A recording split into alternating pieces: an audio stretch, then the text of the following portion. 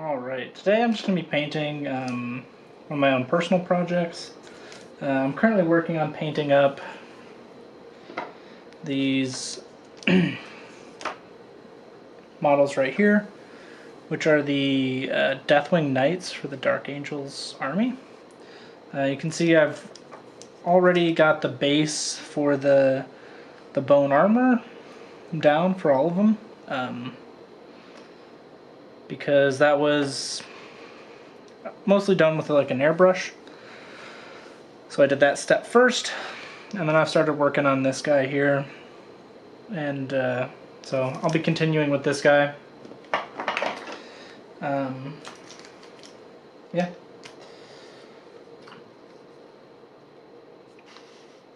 At first I was trying to do some non-metallic metal effect on like his shoulder pads and such, if my camera will focus. And I think it looks okay. Not super happy with how it turned out, so I think I might just go over it with some metallic gold and yeah, and reuse that. You know, I'll practice some more. That is Snoop Dogg on a 19 Crimes cork. Pretty good wine. Super cheap too. Easy way to get corks.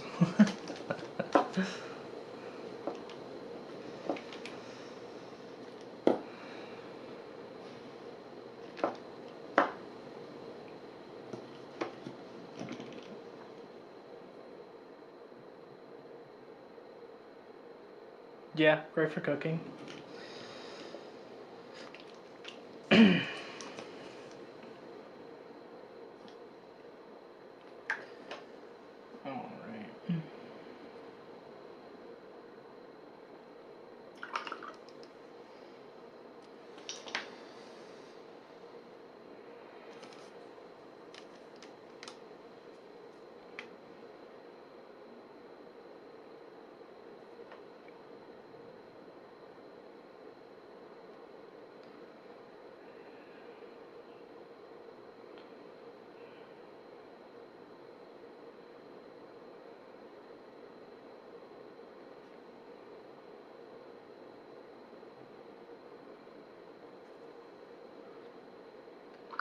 Alright. I will be painting all the dudes eventually. I'm not sure I will get to all of them today.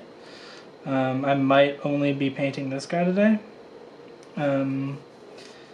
Yeah, because I'm painting these models at a higher quality than I have been painting models on stream in the past.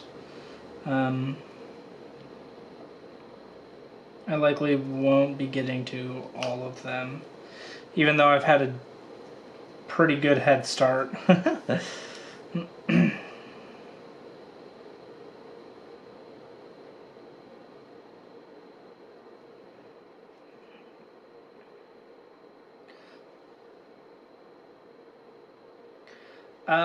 No. I won't be batch painting these guys. Batch painting works really well when kind of speed is your goal. Generally, if you are working for quality, batch painting's not really what you want to do, and it doesn't really work out well. Yeah. Batch painting works because so that you don't have any downtime in between steps. But in general, if you're going for quality, each step takes longer, and so the paint usually has enough time to dry that you don't need to batch paint.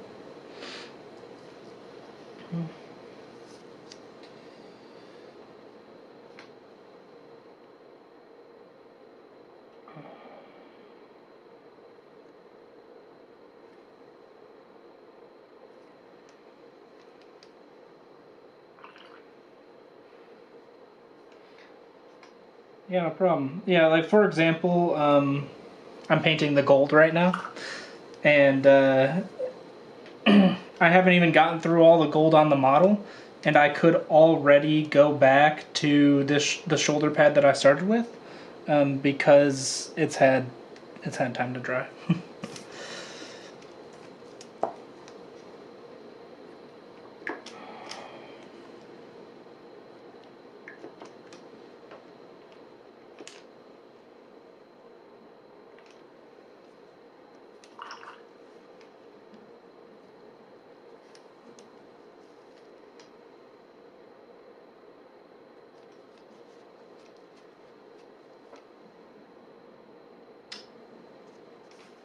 Apparently the gold bottle is very messy.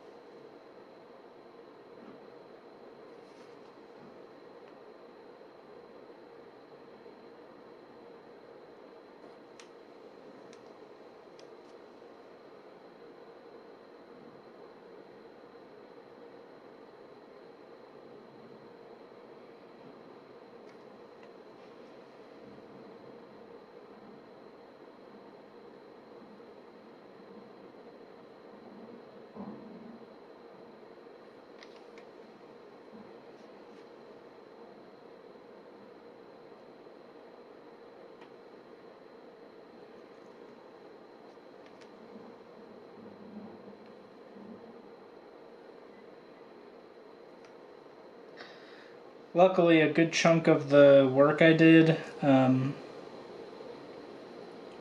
to do non-metallic metal, actually works well as an undercoat for the actual metallic paint. So that turns out pretty well. I don't have to do as many coats of the metallic gold paint as I would normally.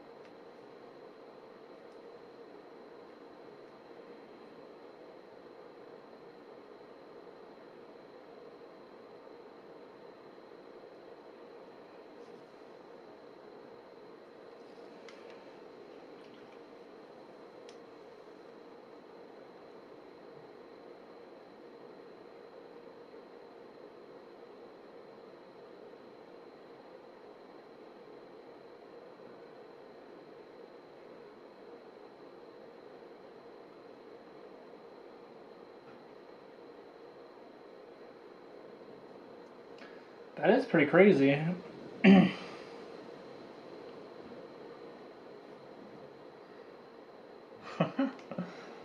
After 19 felonies, you just get exiled to Australia.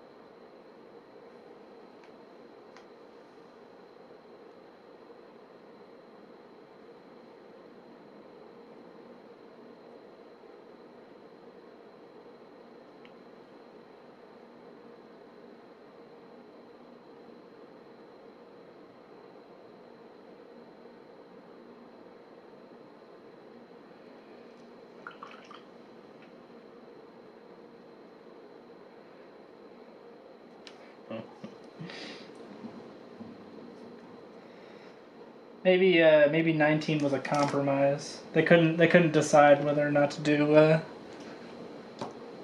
Oh, is it not 19?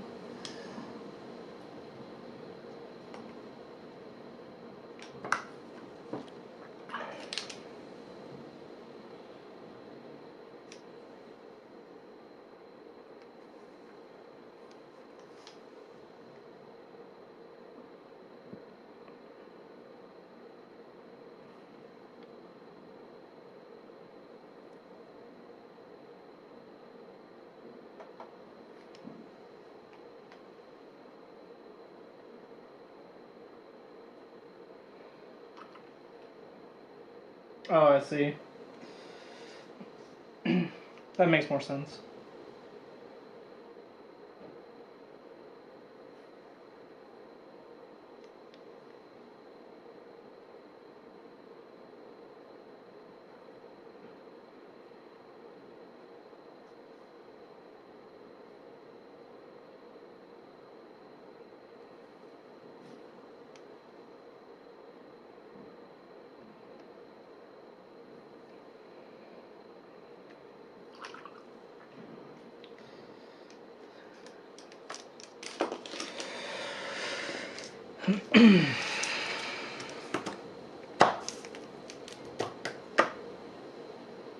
Receiving stolen property? Uh-oh. Better be careful who your friends are.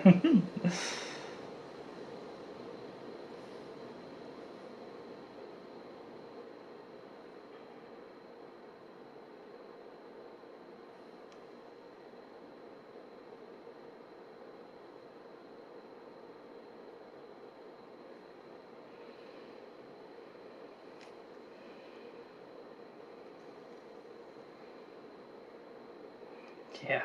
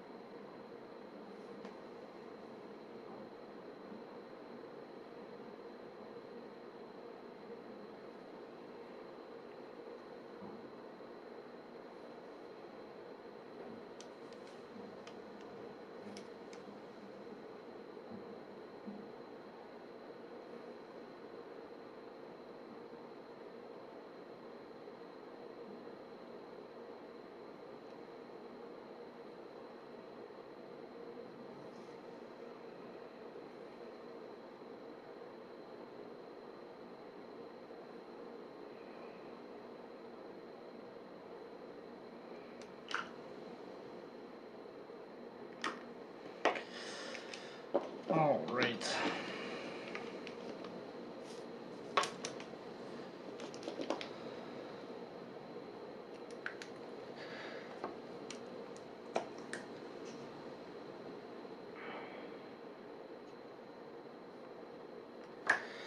So I just got done with the process of like fixing the gold where I started trying to do non-metallic metal and it didn't really work out.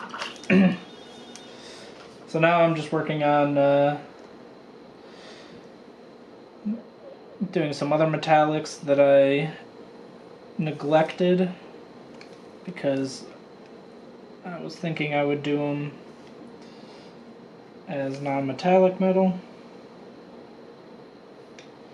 But now that we've ditched that, you can go ahead and paint them up metallic, get those knocked out.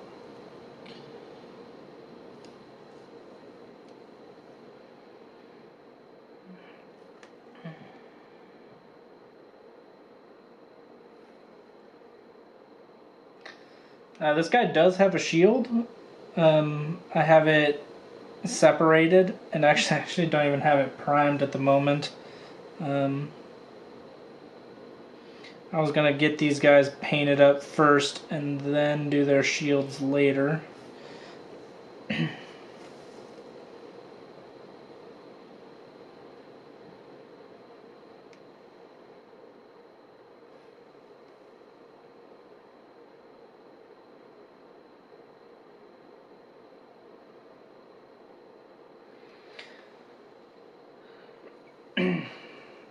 So how do I choose the order of painting things? It's a lot of random, just whatever I'm feeling at the time. But the basis is the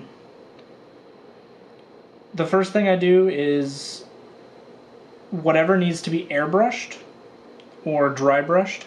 You do those first because those techniques have the widest range, and so if you do those later, you will likely get paint on something you've already done, which is not good. We don't like that. Just kind of sets you back. You have to redo things. So in this case, I did their armor first because it was a lot of airbrushing that I used. And so, yep, that was done first. Then you usually pick the things that are deepest on the model first and then work your way out. For this model, the deepest part is the armor, so that works out well.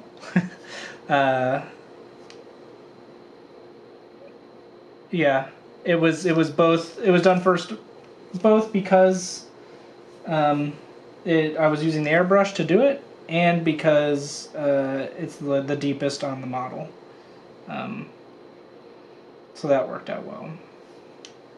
But for example, you can see I base coated the tabard before I did like painting the dagger or this little thing that's hanging off his belt. Just because it's easier to reach the tabard before you've painted all the things hanging in front of it.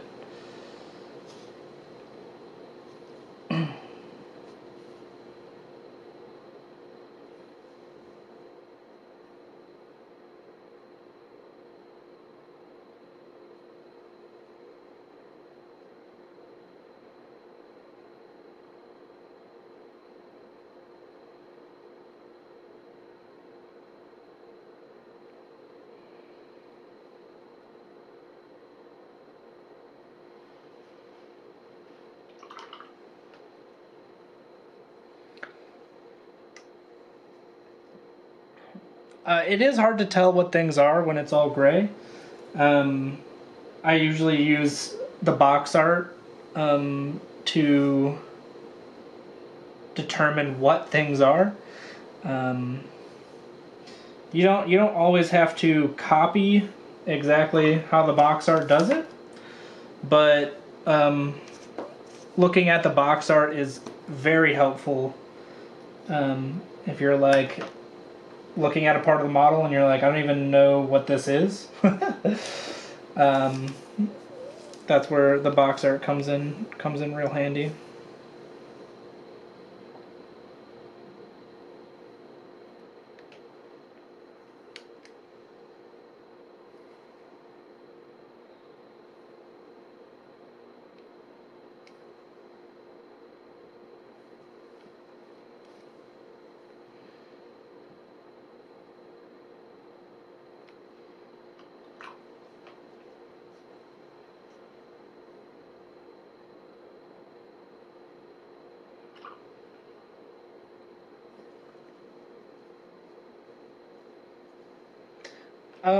How do you decide what to change from the box art?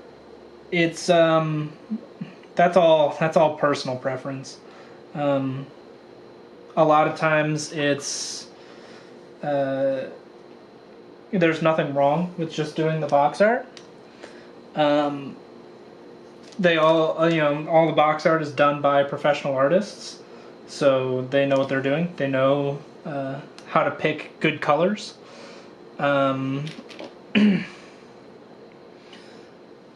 But a lot of times it can be like, oh, they painted this part silver, and I like gold better, so I'll paint it gold instead.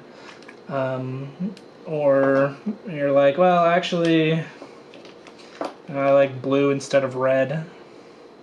And you can just start swapping things out as you see fit. If you want to be super precise about it, you can use the color wheel to help you make decisions. But you don't have to.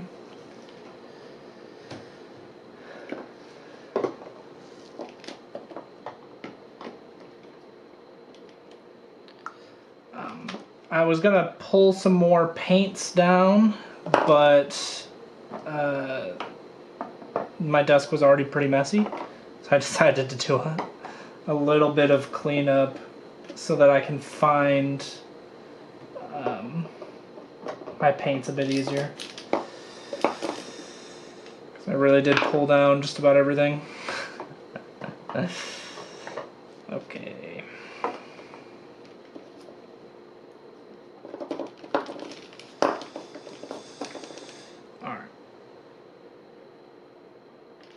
The next kind of thing I'm gonna paint is I'm gonna start working on his knee pad and his right shoulder pad.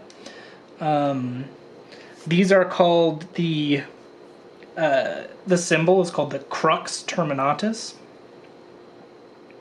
and so basically all Space Marines were I believe created from the genes of someone called the Emperor, and he was a pretty cool dude, I guess, and so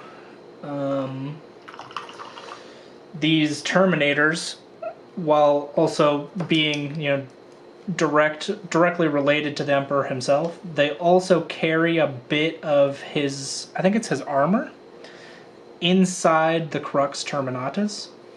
So you can see it on his knee pad and his shoulder pad. But those are significant because they carry like a piece of his, I think it's his armor, inside of it. So that's pretty cool. But those are painted gray, like a stone color almost. So you can see I started with them being black, and I might go over them again just to make them a little better. That should be alright. Yeah, I'm just gonna layer up with some various grays.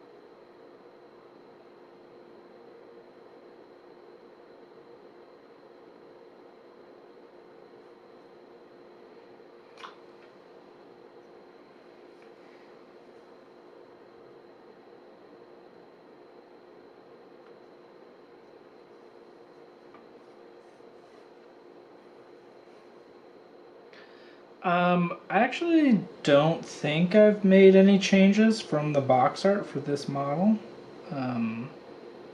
I happen to really like the box art for this model, and so I don't think I've made any changes.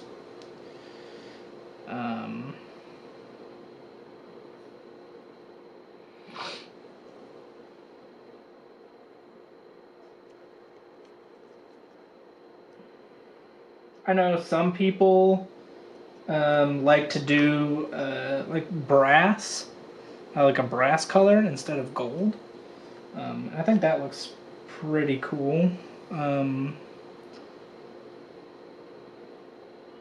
But I happen to like the gold, so I'm sticking with it.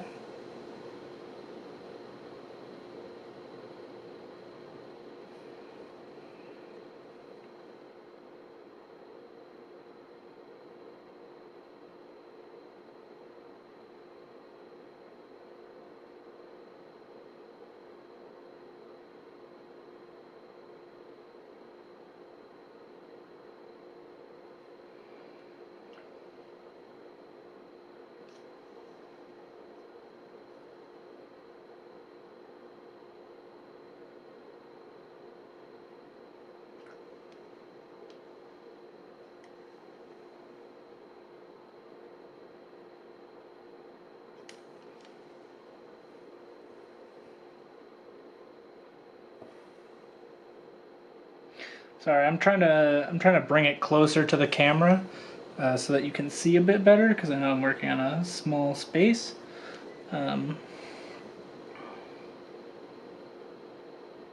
But it very quickly goes just off off the screen. Yeah.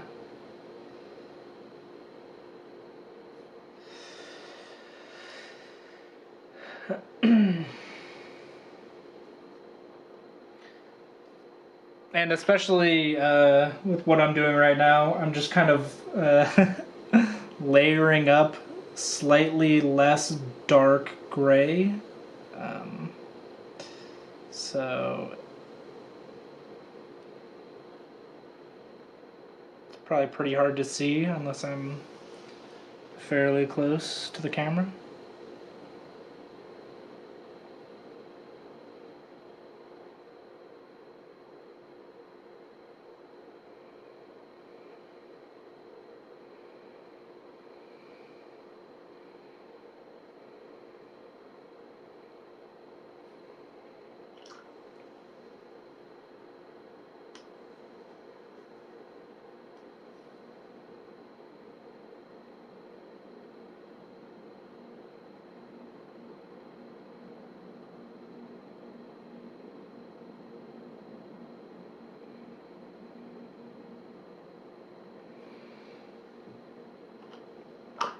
So generally the start of the process for layering is that you want to slowly build up color all over the section you're working.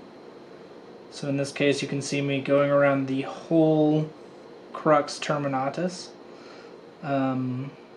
with various grays, getting brighter each time, and just making sure that your marks are slightly smaller than your previous marks. It builds up a depth of color and kind of enhances the texture that's already there.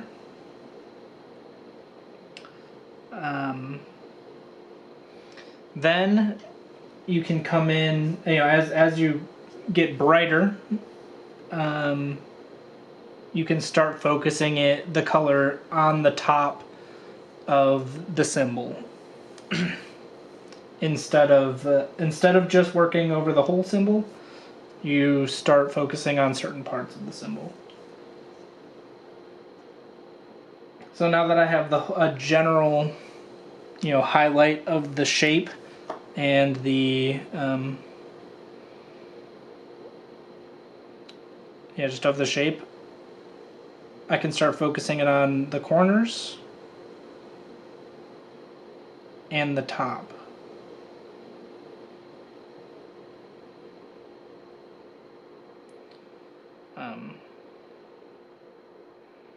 If you do this kind of thing from the start, like the bottom of the symbol can look unpainted,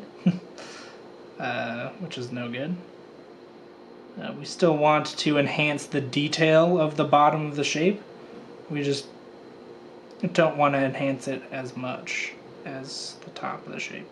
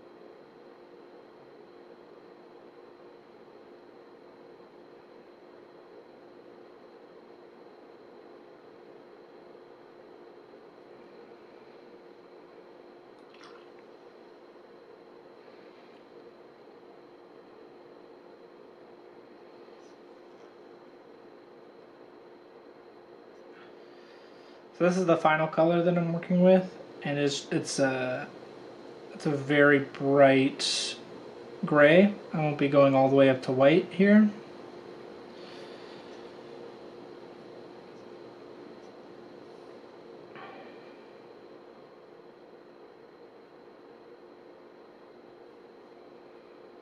But you'll see I'm doing it on a very restricted area.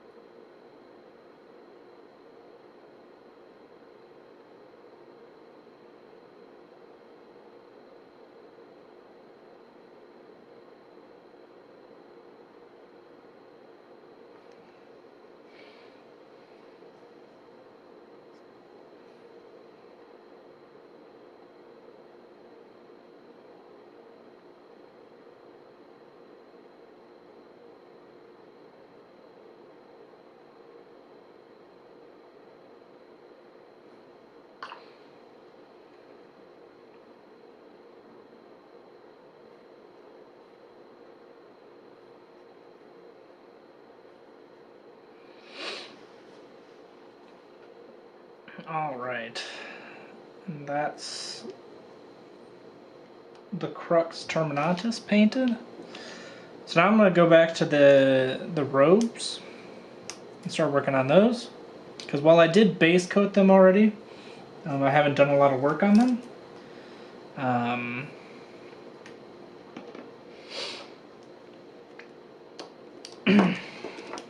So for the Dark Angel's robes, I tend to do Caliban Green, Warpstone Glow, and Moot Green. These tend to work best. And then also you can use Dorn Yellow as your quote-unquote white. It's a bit more saturated, has some color, which works better than pure white. And then also I like to use it's the Dark Angel's green contrast paint. I think I have it out already. But anyway, if you need to, I like to use that as a glaze to, if I go to, you generally, when you're highlighting, you tend to block in your highlights and go pretty bright. So then you glaze back down to where you actually want it to be. And contrast paints work really well for that use.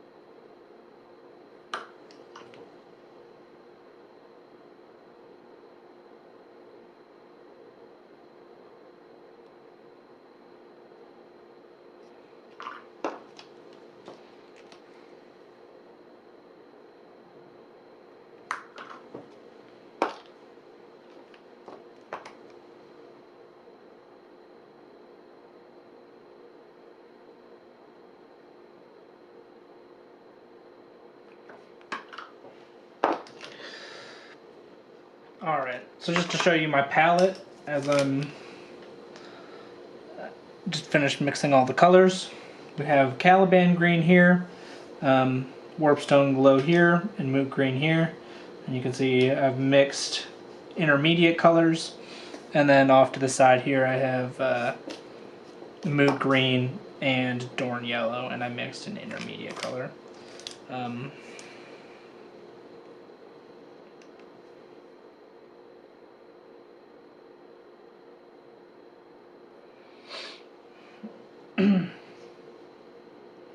So starting, the Caliban Green is already there. It's already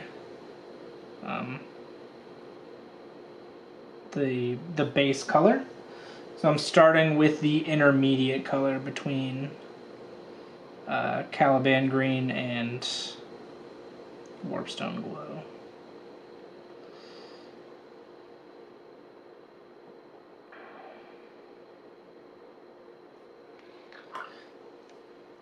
And you don't have to be too precise or worry too much about the smoothness of your transitions at this point. Generally, if you work every layer to be super smooth when you put it down, you generally waste a lot of time. Because likely things will change and you'll have to redo a lot of that work. So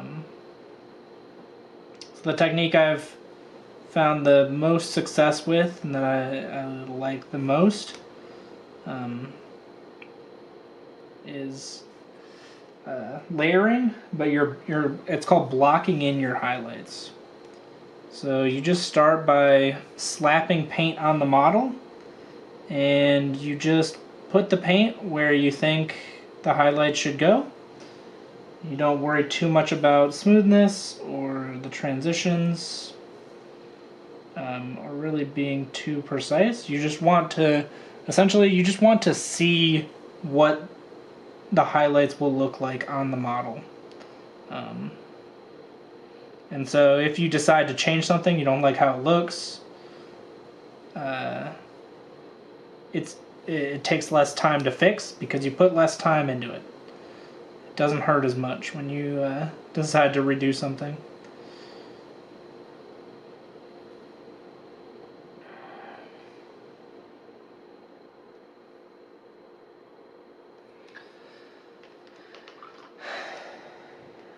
I do think I'm going to come in with some Nuln Oil as a shade, because I want to push the shadows a bit darker than just Caliban Green. I'm going to introduce some Nuln Oil to push the deepest recesses a bit darker.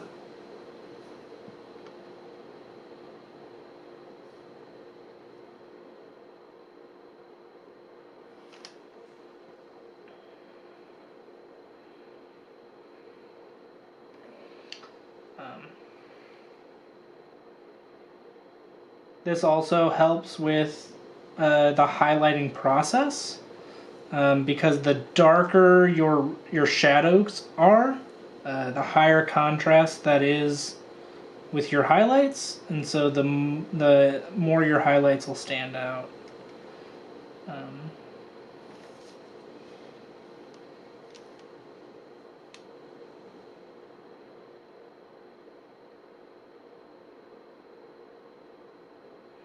Now, because this is a shade, it will take a little bit longer to dry, so I will have to do something else while I wait for this to dry before I can continue with the green.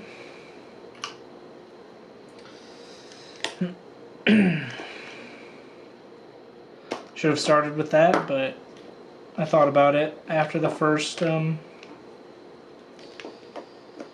after I'd already started. So I'm gonna start on the red as well, just while I'm waiting.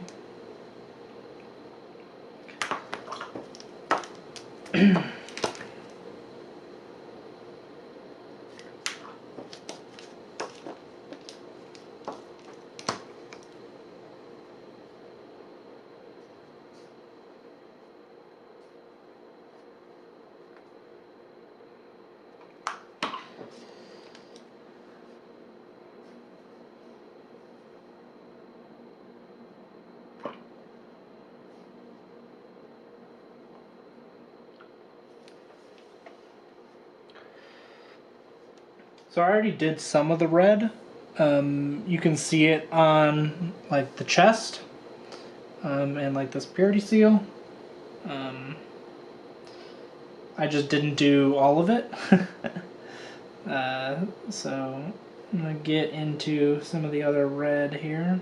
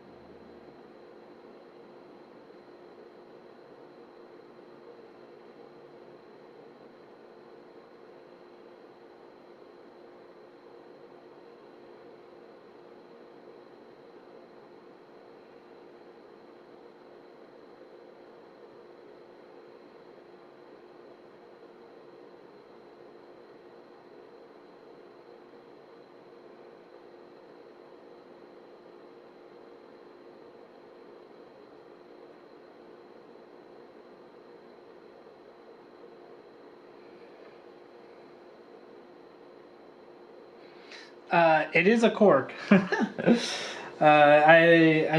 It's a lot cheaper than like the Games Workshop painting handles, which are like, I don't know, like $30.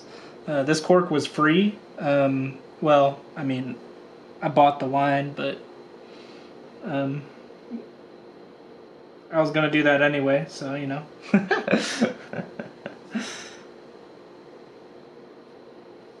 Basically free.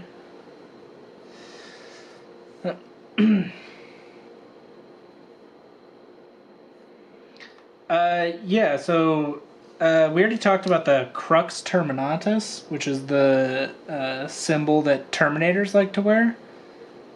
Oh, yeah. I did impale his foot, but that's okay. He's made out of plastic, so I don't think he felt it.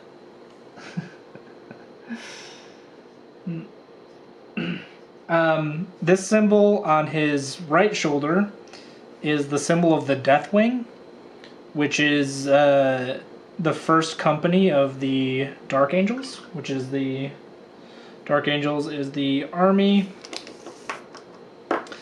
and the first company is generally like the they're like the veterans of the Space Marine Army.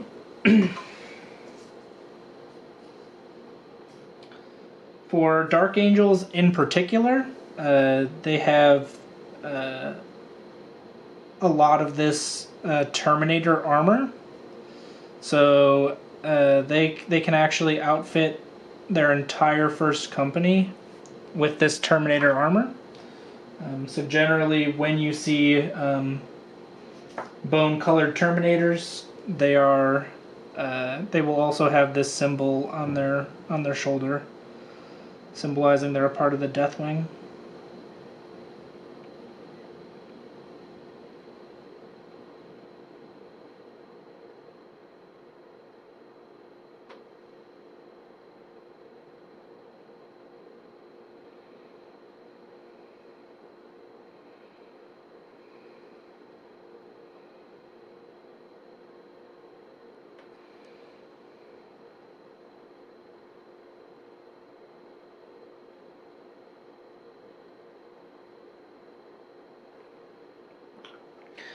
Generally, though, the normal Deathwing Terminators will have it won't have this like halo on top. This halo is specific to the Deathwing Knights, which are even more veteran. It's like a symbol of stature.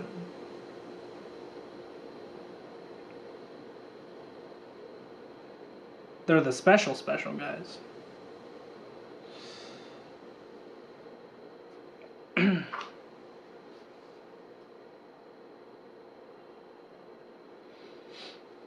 Although as you get higher up in the Dark Angels kind of like hierarchy,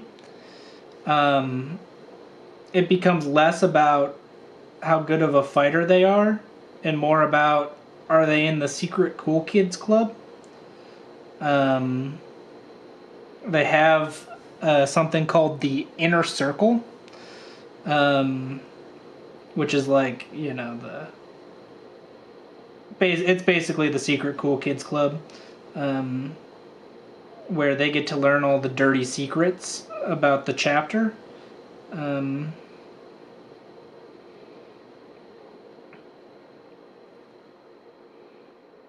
And I think I want to say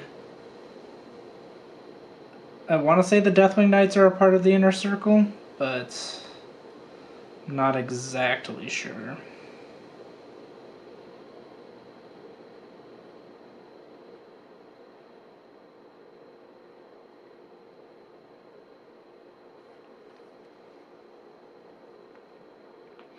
Oh,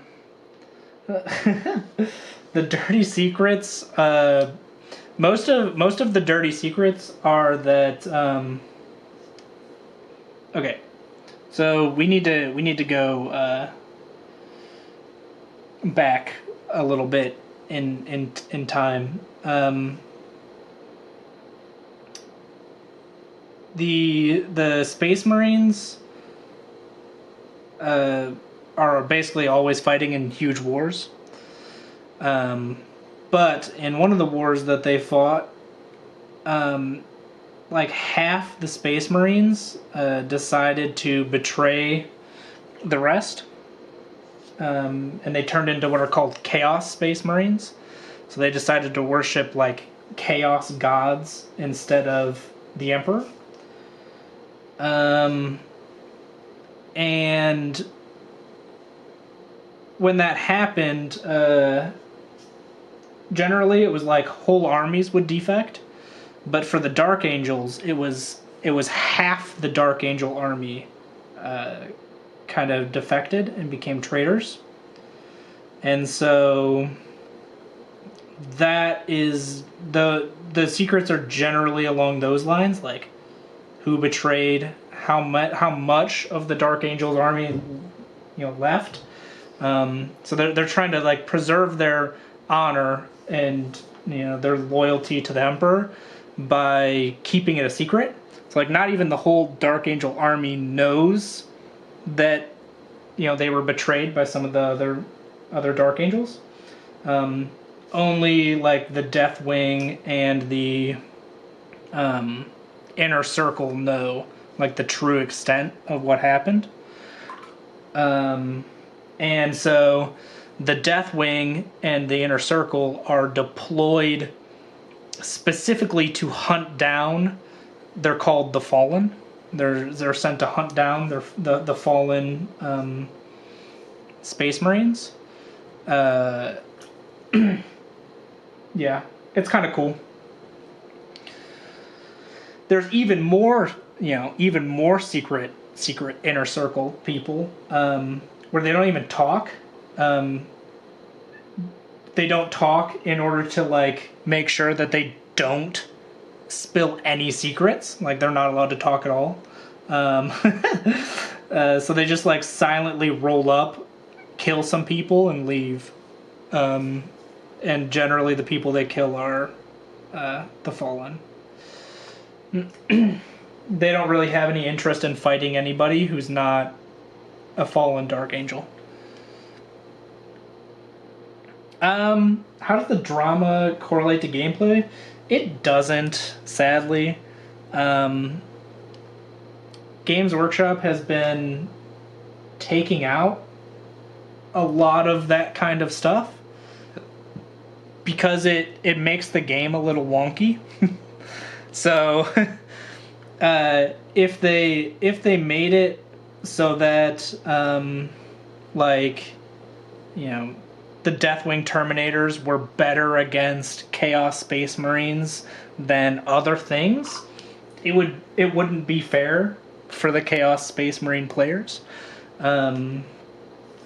Essentially, the Dark Angels would have really easy matchups against Chaos Space Marines, and they'd have a hard time, fighting other armies. And then it's wonky for the game. So while it is cool lore, and it would be cool if it had in-game impacts, it just doesn't really work well, which is sad.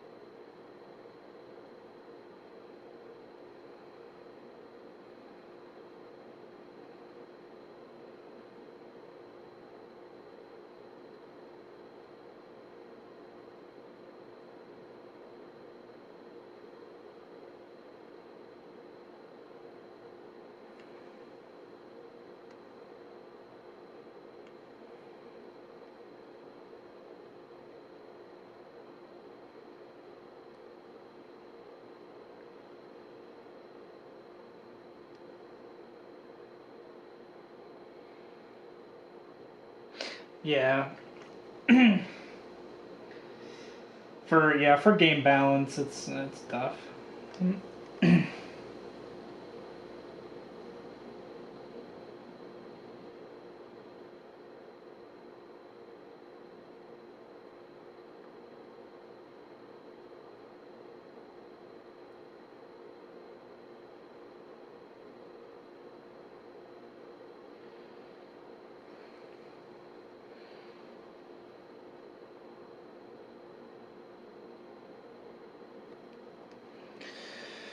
All right. So I've been working on the red a bit, and I think I have. I keep forgetting about the eyes. They're also red, and if I keep forgetting about them, they'll never get done.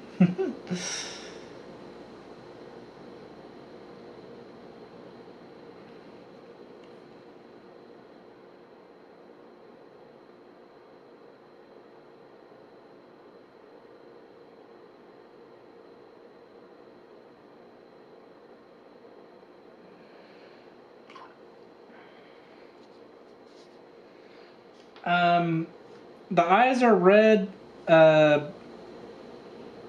because that's what the box art is. It is a little creepy. I think it works. I mean, mostly it's because like red is like the accent color. Um, so that's why. But they do look a little creepy.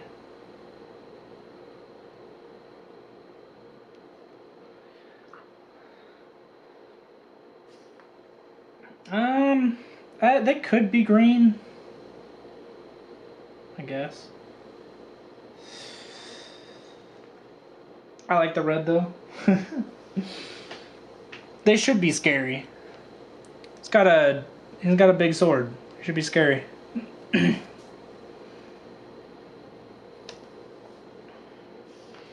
right, now we can go back to the green because the wash I applied is dry. So we're just going back to blocking in highlights. They should look a little silly, and like you didn't didn't even try to blend them. That's okay. That'll be fixed later.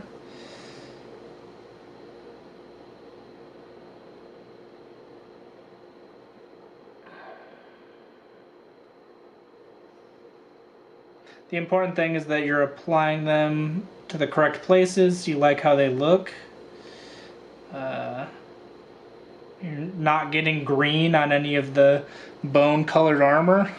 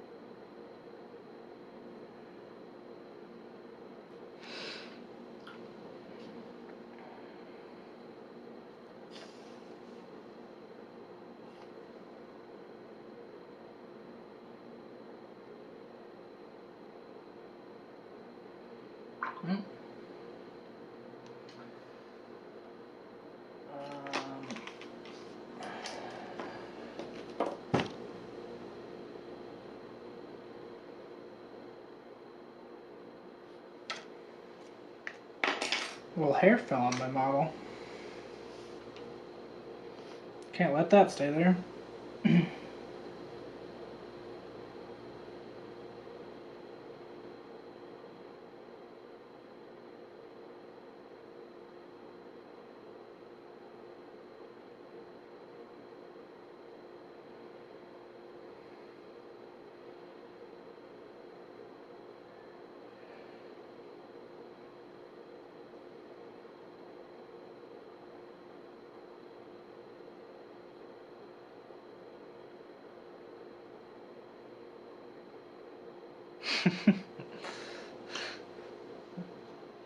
I think it's just it could have just been a part of the paintbrush that came off. That's likely what it is, considering how small it was.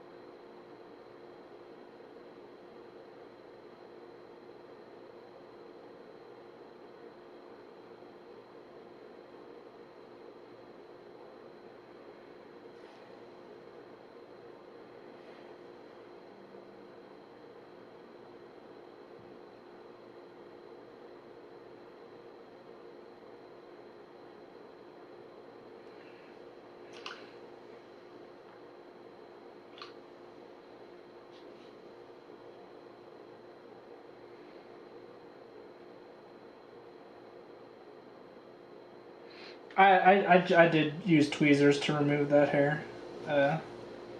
That's generally my method of removing things.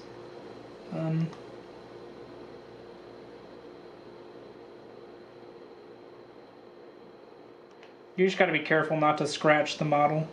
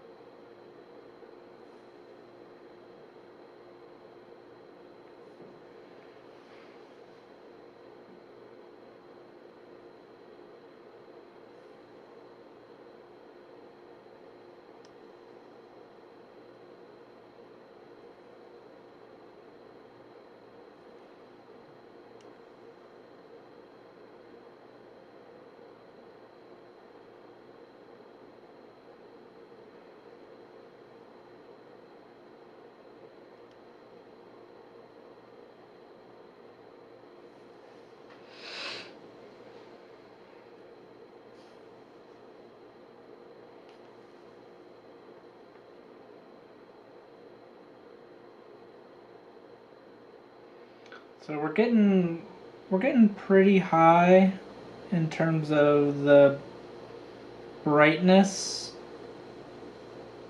of the green that we're working with. So you're going to see me drastically reduce the area of what I'm painting.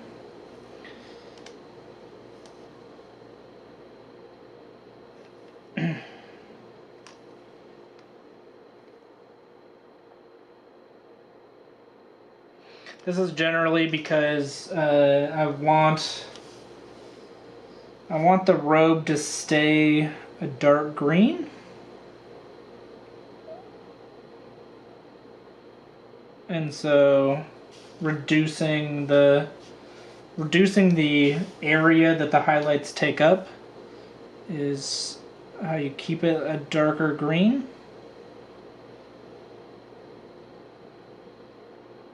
And as I said before, I will be coming back in with a darker color and like glazing it down. Just to make sure it stays a nice dark green.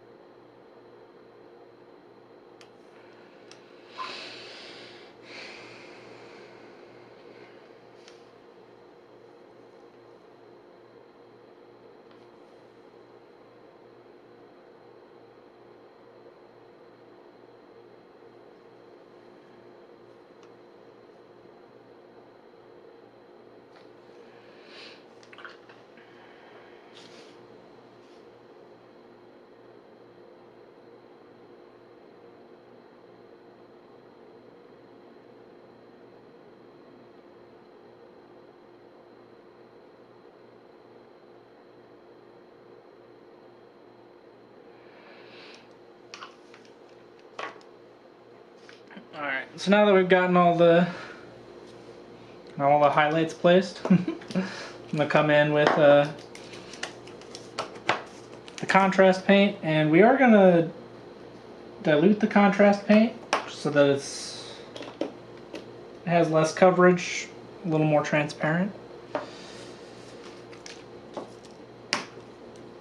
Because we're just looking to kind of filter what's already there. We're not looking to cover anything up.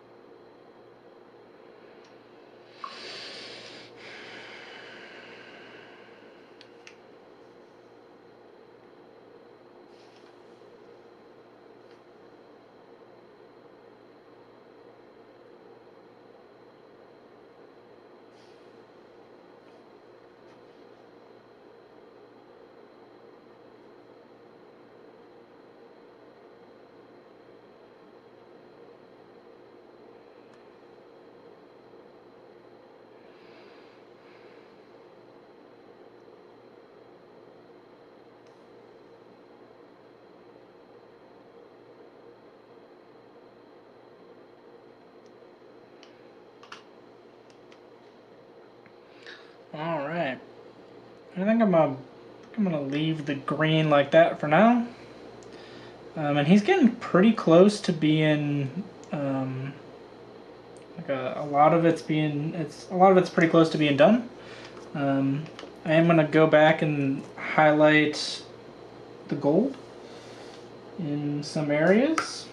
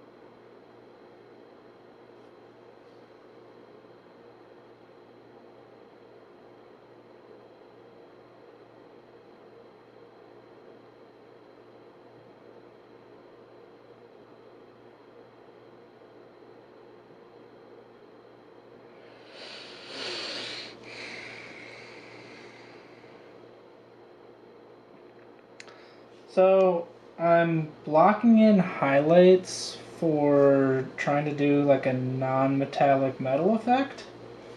It starts out looking pretty sloppy, but it'll slowly, as I kind of blend things together, it should slowly start to take on a non-metallic metal effect. At least that's what I hope. I'm not particularly good at it, so hence why I'm practicing.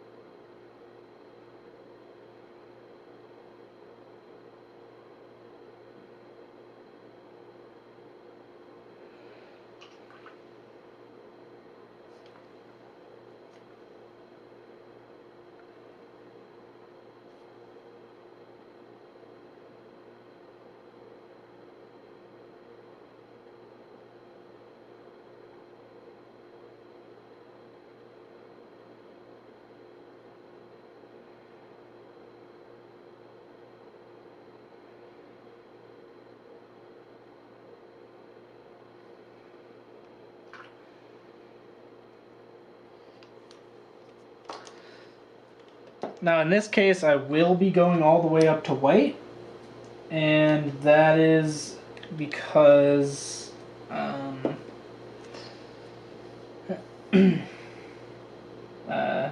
metal tends to be the most reflective I guess object material on the model, and so it should generally have the highest values.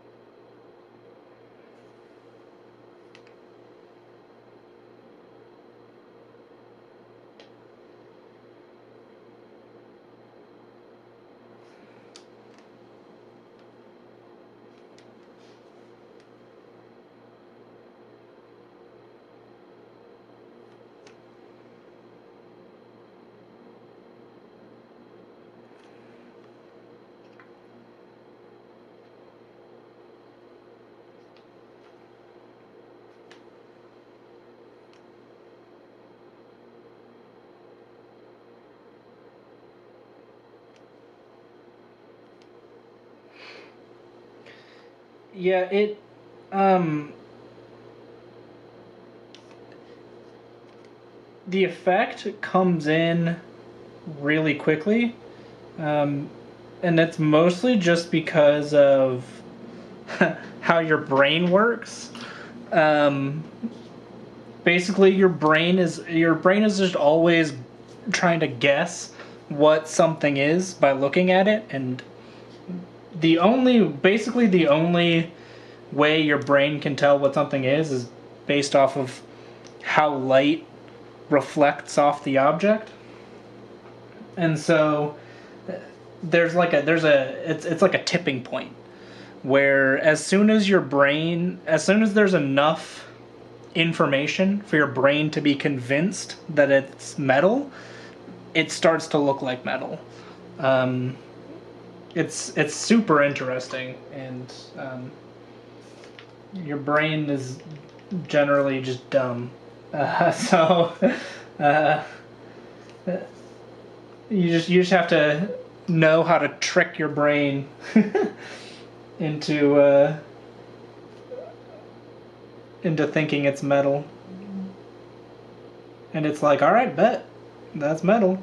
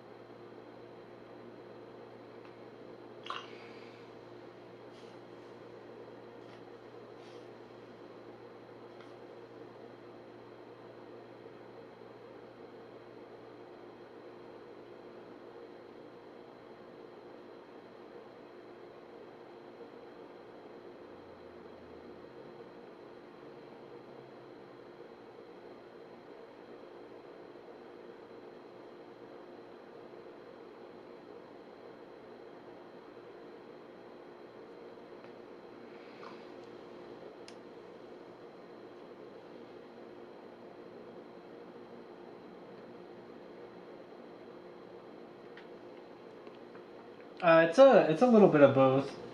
Um, I'm sometimes testing the consistency. I'm sometimes removing extra paint. Um, the thumb is a very versatile place to test paint. uh, your best, it's really your best friend. Um, and I'm doing it a lot because, well, I'm quite bad at blending. This is actually taking me a long time. You see me going back and forth between the colors. 'Cause I just can't seem to get it right. I think the paint I'm using is too thick to get the level of smoothness that I want.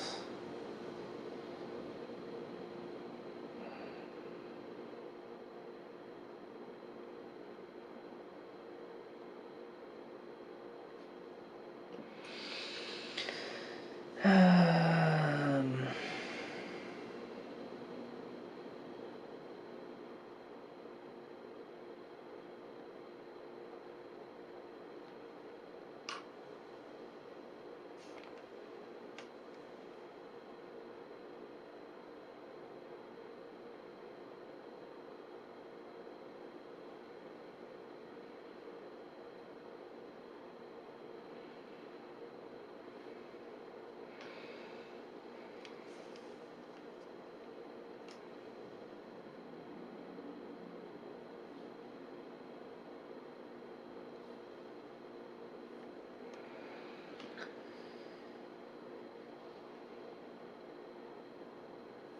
Um, I did thin the paint down a bit more.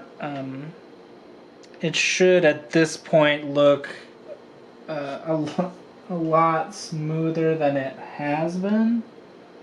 Um, uh, and I'm close to just calling it good. Um,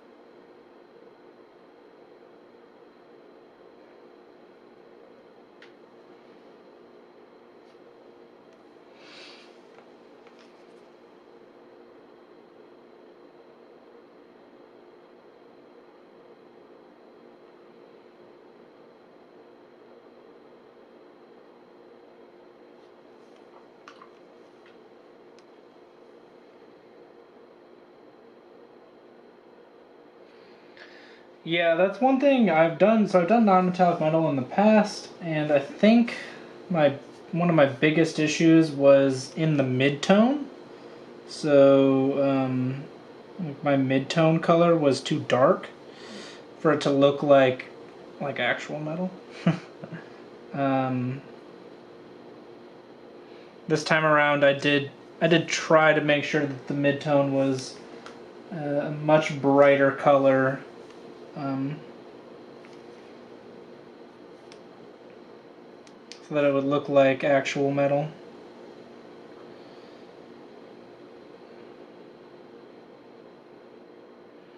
And not just kind of look metallic.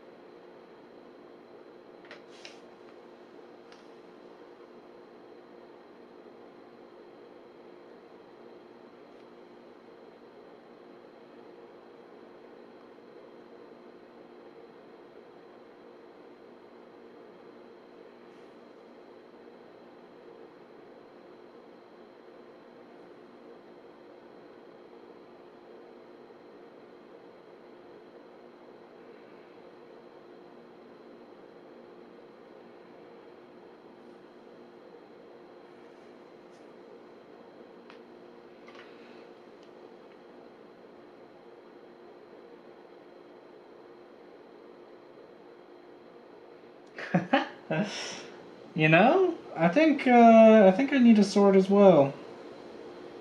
You know, purely for as a reference, of course. Yeah. I too. As soon as you know, it's something that when you hear about it, you're like, oh, I know, I know what metal looks like, and then you start trying to paint it, and you're like, wait, do I know what metal looks like? I actually don't know. But whether or not you know, your brain knows. How much does an actual sword cost? That's a good question. And something that probably $3. Yeah, I think $3 is a good guess. I don't know. And this is the fun part. So like this side looks pretty good, and I'm pretty happy with it.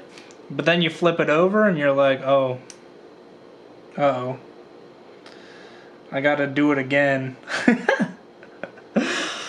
uh.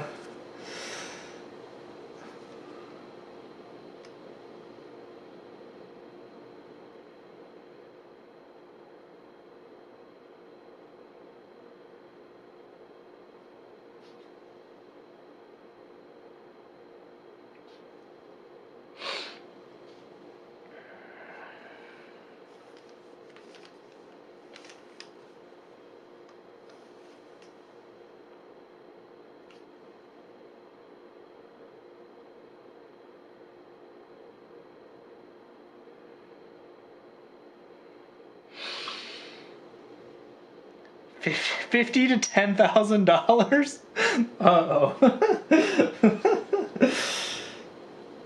Well, see, another issue is I gotta make sure that the sword is is the correct style. I can't just buy any old sword. It has to kind of resemble the sword that I'm painting. So I might have to buy multiple.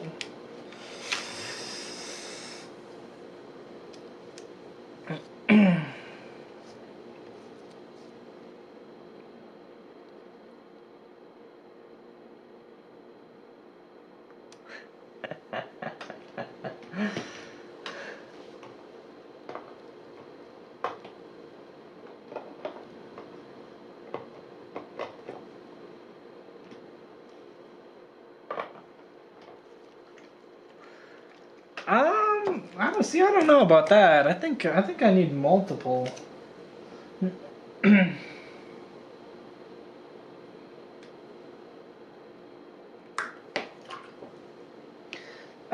So I'm also going to try and tint. I could use a steak knife to tessellate it. See, the issue with the steak knife is that it's not. So, like, a lot of swords are, like, polished pretty well. We don't have polished metal steak knives, you know?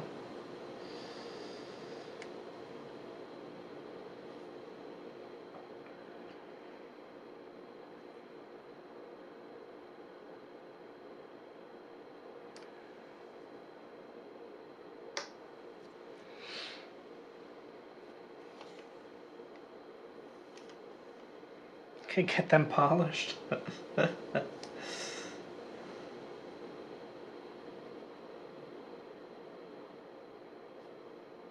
So you're in the boat of not spending money on a decorative steak knife?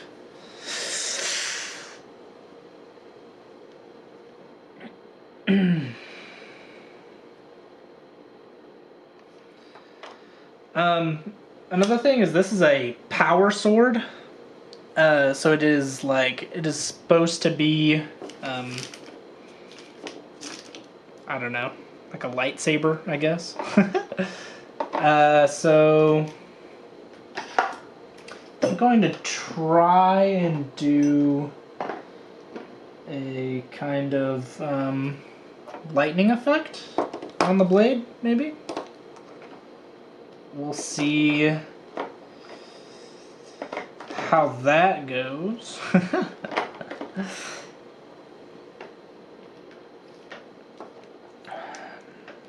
Hopefully I don't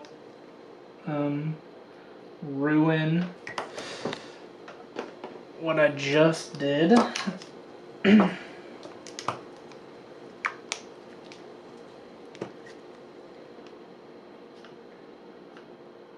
And I'm going to worry about the second side later. Because right now I just want to get everything in place and make sure everything looks good. I don't want to start on the second side and then realize I have to change something. And then I have to make changes to both sides. Oh, it's on sale? Oh, that's... I love things on sale.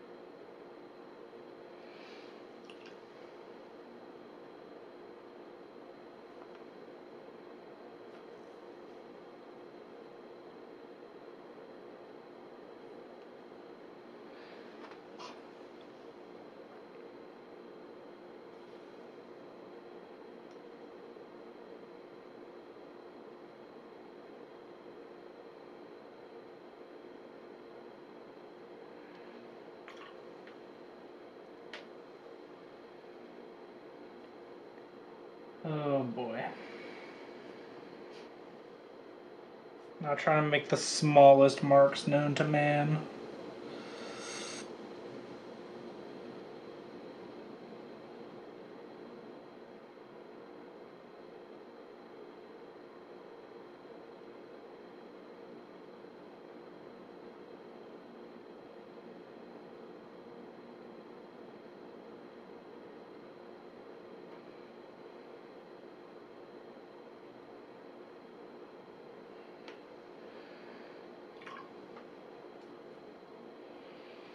I do have a smaller brush, and I think I am going to have to switch to it here.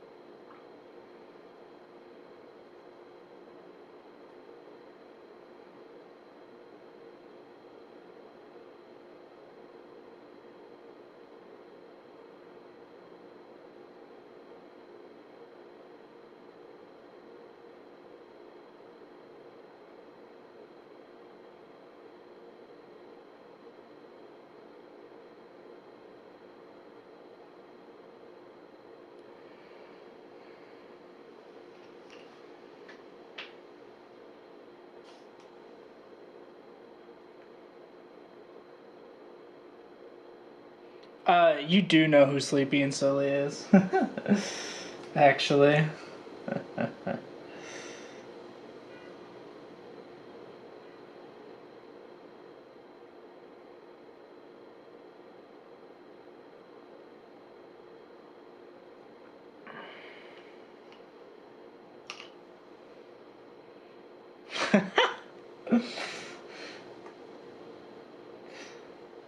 Sure.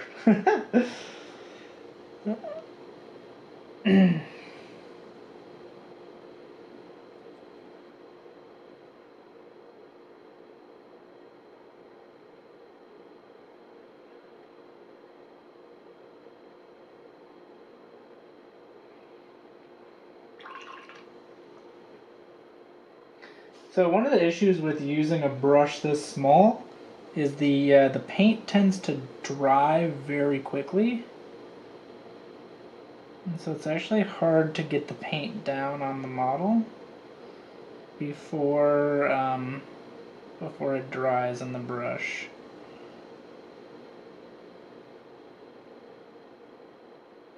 Especially because you have to be so careful with the brush strokes.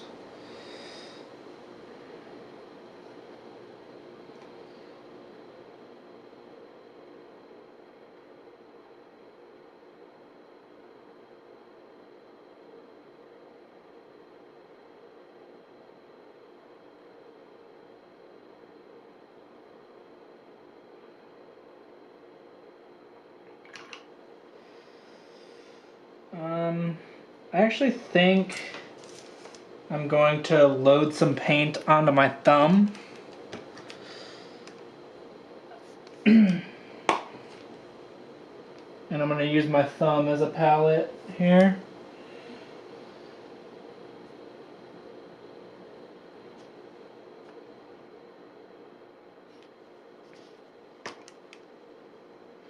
Yes, the most handy dandy tool.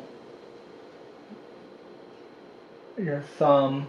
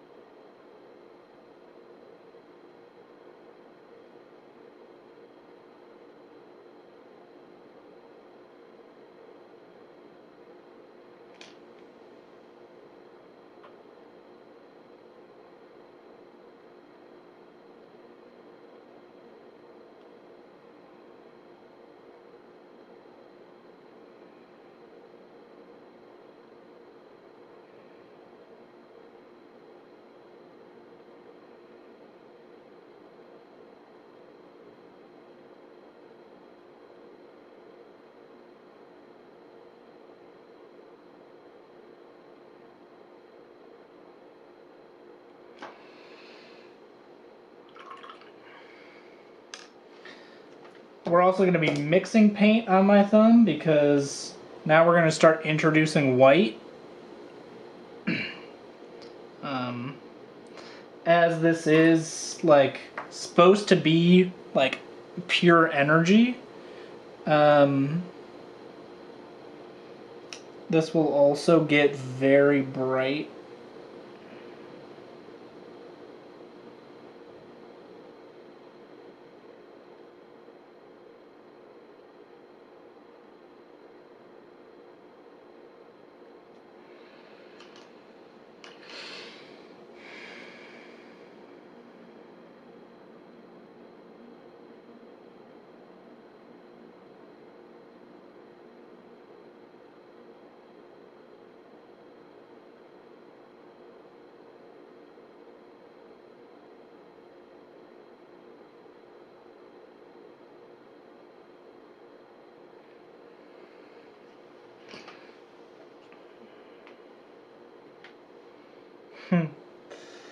The camera's having a hard time focusing, huh? I'm trying to bring it very close.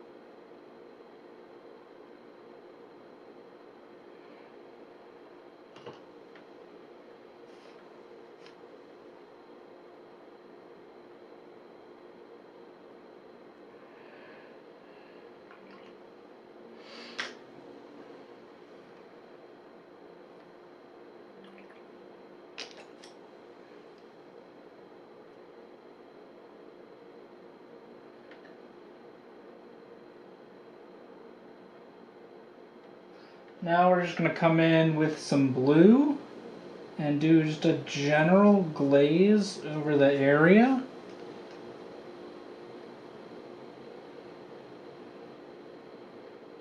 Just to make everything a little bit more blue. Make it a bit more convincing that there's some blue energy emanating from this part of the blade.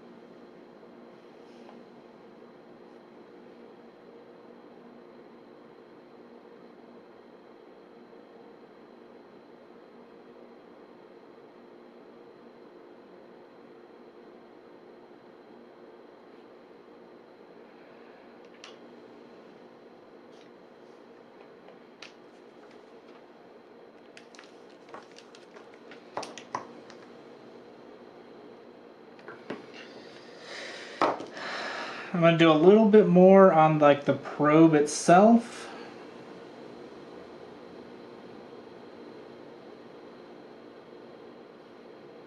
But it's getting pretty close to being done.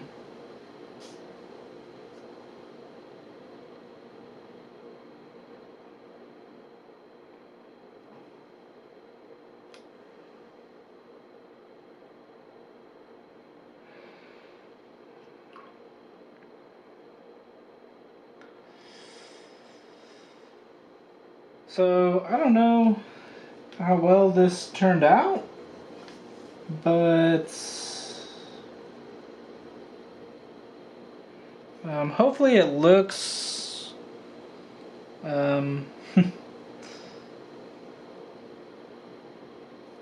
at least a little bit like a power sword.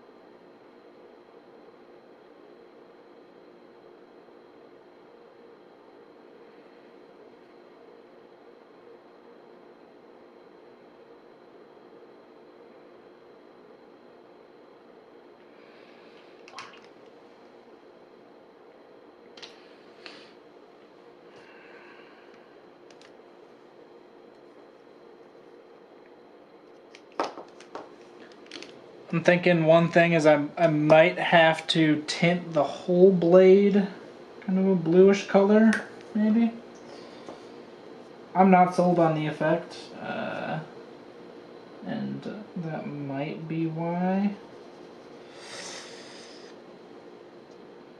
I am gonna try and glaze in some blue.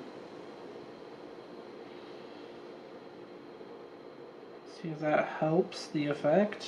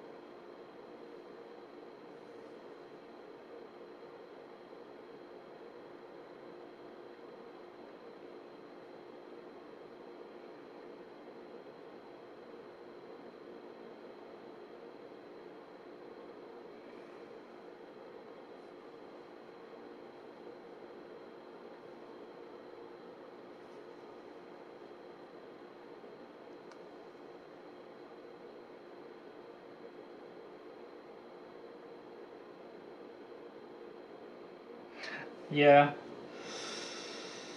Yeah, but that's how it goes. Sometimes you just gotta do some experimentation, see how it looks, make some decisions based off how it looks. I don't know. If I was a better painter, I would I'd already know how to do some of these things, but alas, some experimenting is needed.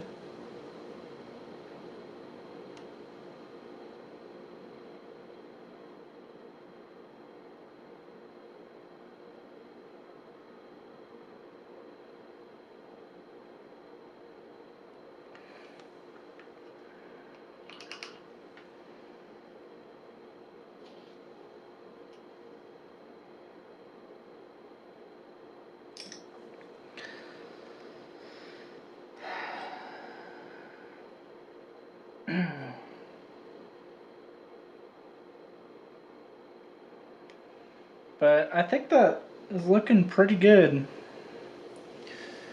I did run over on time, but hopefully it was, at least this last part was a little bit interesting. You could see the process for an interesting effect on the power sword. But yeah. Yeah, you like it better with the blue? I do as well. I think one thing with... ooh. I got a lot of water on my desk today. It's okay. I think one thing with like trying to do it just gray is that, if I'm trying to mimic the real world exactly, if it doesn't look as realistic as possible, it hurts the effect. Whereas if I go with something that's less realistic, I don't have to work as hard to make it believable, because you don't know what a power sword looks like. So it's easier to convince your brain that it's a power sword.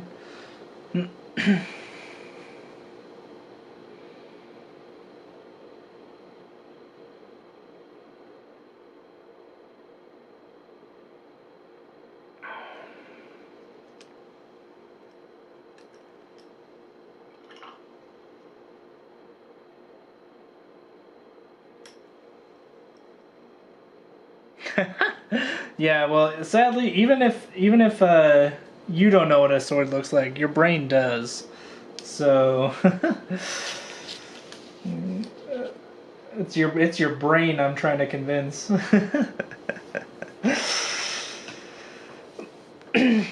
Alright, well, I'm going to be ending the stream here. Thanks for watching. If you want to see more painting like this, you can visit my YouTube channel, and you can catch me every Saturday from noon to 2. This week was an exception. I don't normally stream on Sundays. But thanks for watching, and have a nice day.